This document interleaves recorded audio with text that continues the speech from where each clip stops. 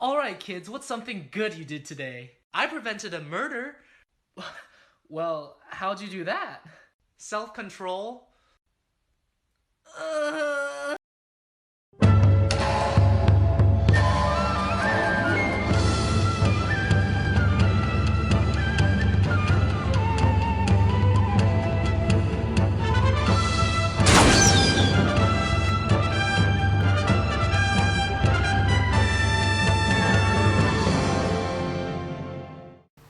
Oh no! What's gonna happen? Some pretty predictable shit.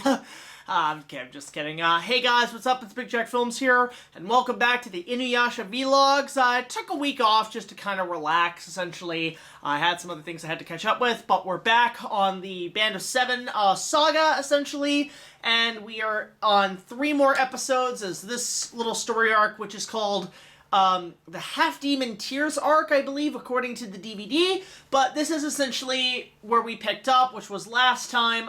We've had the series of the Band of Seven show up, and there's this giant tank thing, and basically InuYasha and our friends are in a bit of trouble, because Kagome, Sango, and Moroku are completely knocked out, and so we are entering the first part of this 3-parter, where InuYasha and Shippo are taking the group out through the forest, trying to find them a place for shelter and to get away so they can be cured of the poison, because they did suck up poison because of that little midget Band of Seven, which I've already forgotten his name.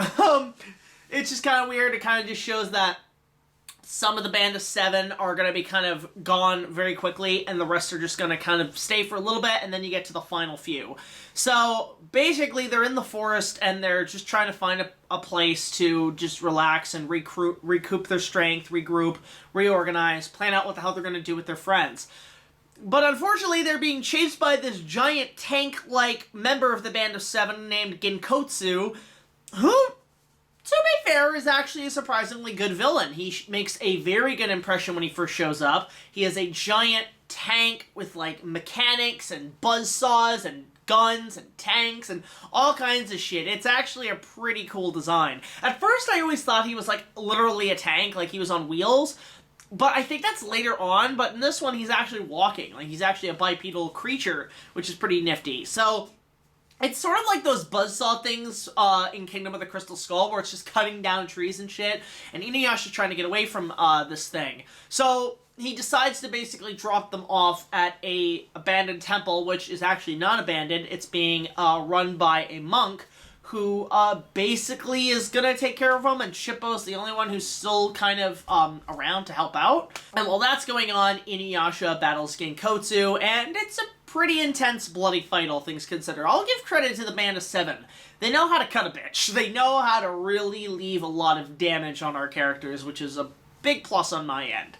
So, part 2 has it where it's still the same thing. InuYasha is still battling Genkotsu, but then it turns out, this monk is one of the Band of Seven, and he is basically trying to gather information, and he has knocked out Kagome, Moroku, and Sango, and they're kind of in a helpless situation right now. Even Kilala's down, and so is Shippo.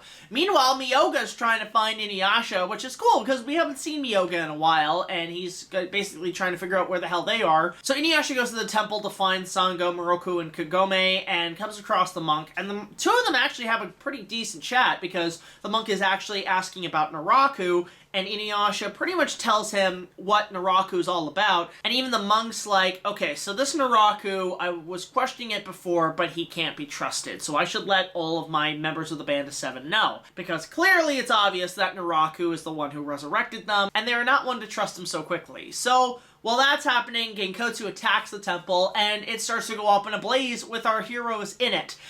Meanwhile, the monk actually reveals himself to InuYasha. Fight between the 2, or between the 3 actually ensues, because Genkotsu and the monk actually tag team InuYasha, and meanwhile Shippo's trying to hold off the fires from burning Kagome and her friends alive, but obviously what happens is when InuYasha gets there to try to get them out, the characters stop breathing.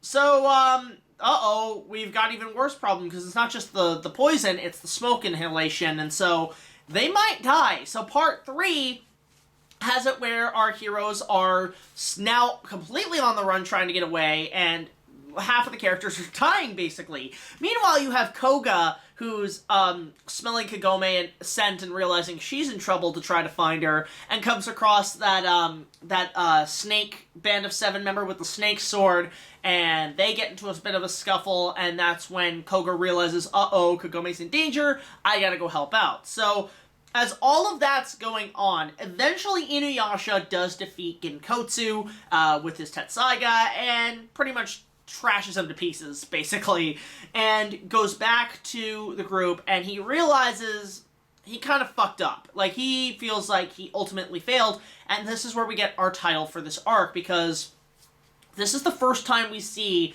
probably since the death of Kikyo, InuYasha in excruciating emotional pain. He is really trying to hold it together. He tells Shippo, real men don't cry, which, bullshit, you know? A real man actually does cry because it shows they have a goddamn heart and they're not a fucking machine. But on top of that, InuYasha is out chopping fucking trees left and right just out of pure fucking rage. He is letting loose his anger, which I'll give him credit. As hot-headed as he is, he knows how to take out his raw emotional frustration, and I think it's something we can all aspire to. Like, we all get really angry at some point, so the best way to do it is to find a place where you can let off that steam without hurting anybody. So he goes out there and he's chopping trees, he's punching rocks, and he even at one point, you think he might have hallucinated to Shomaru telling him, wow, InuYasha, you're a failure, but even InuYasha's like, well, why don't I just take your Tenseiga and resurrect Kagome? And even Shishomaru's like, InuYasha, you cannot wield Tenseiga, which is something that I always wondered, because obviously Shishomaru cannot wield Tenseiga because of the barrier, but can InuYasha wield Tenseiga? So I guess this little hallucination, as they put it, is meant to kind of establish that both brothers cannot wield each other's swords or switch them out. So that's interesting, because I always wondered, like, why, if InuYasha wields Tenseiga, and obviously he does want Tenseiga to save people, or he wants to bring certain people back from the dead, why doesn't he just steal his brother's sword? Like, that makes no sense. But it turns out that wasn't a hallucination. It was just Shishomaru just trekking through his way, trying to find Kohaku, in order to figure out what the kid's deal is, in order to lead him to Naraku. And even Rin's like, are you gonna kill Kohaku, Shishomaru? And Shishomaru's like, I'm not saying a thing. So basically, that's all going down, and when InuYasha comes back, for a lot of fans, this is one of the best moments of the show, because it shows InuYasha's softer side, where he's holding Kagome in his arms, and he's crying, and he's showing his tears, and he realizes he fucked up. But it turns out, of course, all of our heroes are alive, thanks to Miyoga sucking out the poison. Which, because you know it's coming, it does kind of take away some of the suspense and dread that you know these characters are going to get out of this alive, which really sucks, but man, that would have been a ballsy move if they just died then and there. Holy shit. And it just ends where, honestly, InuYasha is okay, but he's now trying to hide the fact that he was emotional. Also, I should point out, Kikyo was in this series of episodes, which is really nice. I love Kikyo. She's my favorite character. She's basically traveling to Mount Hakure, and obviously, as the closer she gets to the mountain, the dangerous it gets, because her soul collectors start evaporating, like they Thanos snap essentially out of existence, because there's some sort of demonic barrier that's not letting them into the area of Mount Hakure. But then she comes across this doctor who's acting kind of strange. He's taking care of kids, he's helping out healing people, he's a doctor after all, but he's having like PTSD about blood, trying to wash his hands and everything, and it's very suspicious because Kikyo says, this guy's dead. Like, what is going on here? Like, she's keeping it very quiet, but at the same time, this guy might be an issue. So, we'll have to see what happens next time in the next story arc, essentially. So, what are my thoughts on this arc?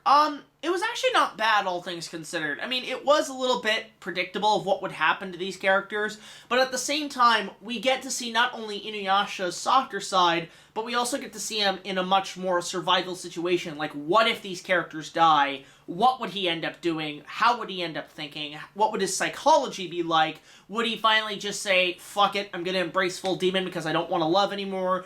Or would he basically try to find a way to just get the mission done and die, or whatever? We honestly don't know at this point in his character. So, I did like kind of that process. I like the fact that we still get to see all these characters running around. We're kind of back to basics with the story, where all the characters are working off each other, which is great. I mean, even Koga shows up at the end, and tells InuYasha, don't you put Kagome's life in danger again. It's a really emotional scene. Again, I can see why fans love this scene. But there is some good stuff to look back on with this three-parter, and again, I can't wait to see what happens next. I really want to see where the Band of Seven are going, although this also does end where the monk Band of Seven actually resurrects Ginkotsu with a new body, so I guess that's where the tank comes in. Again, I can't remember what happened since I saw it on television, but again, I'm looking forward to see what they do next. So, I'm gonna give this arc a good 7-8 out of 10. It's not as good as the last 3 episodes, but it is still a good continuation of that story as we go forward. So let me know your thoughts on the Half-Demon Tears arc in the comment section below. Don't forget to support our Patreon. Just $1 more will get you access to all of our content, as well as other special features. So until the next video, be sure to like, comment, subscribe, and I'll see you guys later. This is BigJackFilms signing off, and I don't have a moral lesson of the week, but I will say I'll see you guys next time. I actually can't wait to see what happens with this Band of Seven shit. So, till then, see you guys later. Take it easy.